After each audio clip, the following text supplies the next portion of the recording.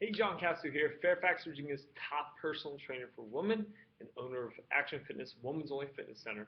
Today, what I want to share with you is what I call the hierarchy of fat loss. The reason why I'm sharing this, I meet with a lot of women that are typically looking to lose some weight.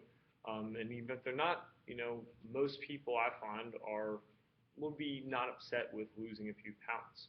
So I thought I'd share with you the exact order of how you should spend your time.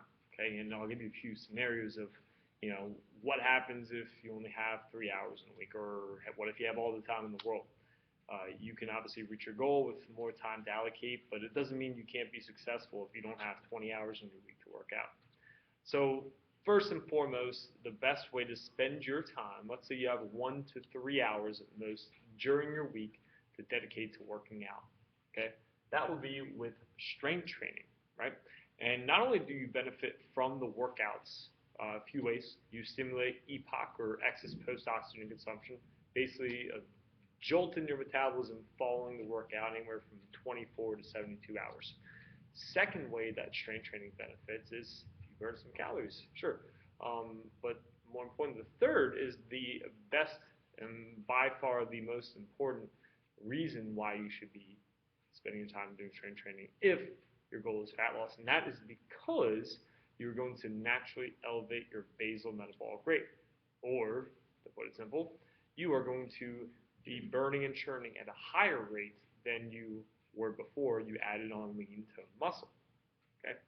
Fourth reason, of course, is to shape and tone our bodies. So when the body fat does melt away, or we lose a few, stubborn pounds, that we have a nice physique to display it and showcase it.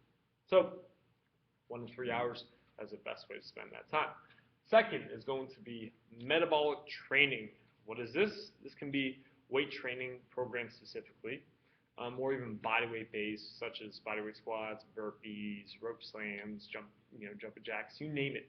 Right? Typically a work to rest ratio: 40 seconds work, 20 seconds rest, repeat 5 to 10 rounds, maybe 20, depends what your goals are, how much time you have, conditioning, etc.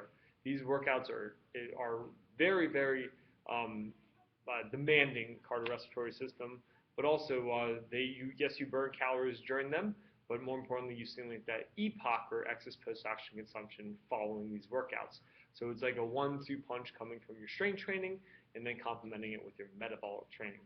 Next would be interval training. This can be sprints on the hills, on a treadmill, typically a couple sprints with rest in between. You're working in that same higher capacity, higher intensity that you find with your strength training. And this stimulates EPOC. Doesn't burn a ton of calories during, but like I said, you're trying to preserve the muscle or tissue that you develop from your strength training, and in return stimulate EPOC. EPOC is the magic word here because it's like free calories. Okay.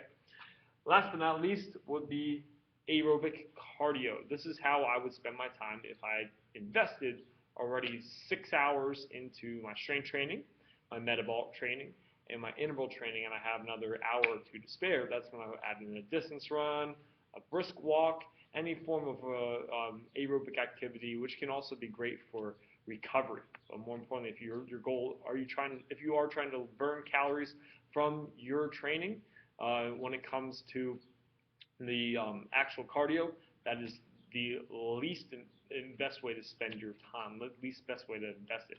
Now, all of these are assuming a not perfect, I should say, a good or great diet, because none of this really matters for the most part without a good diet. Now, if you have 1 to 3 hours in your week, strength training is the best way to go. If you have another, 2 hours, let's say, up to 5 hours in your week, balance it with some metabolic training. If you have, 5 to 6 hours, go ahead and throw in some interval training 2 to 3 times a week at most, and then aerobic cardio to recover and burn excess calories if you have more than 6 to 8 hours in your week. So best of luck to you. Obviously, assuming a perfect diet or near perfect diet with this is the best way to go, and good luck with whatever way you choose to plan out your time towards reaching your goals with fat loss.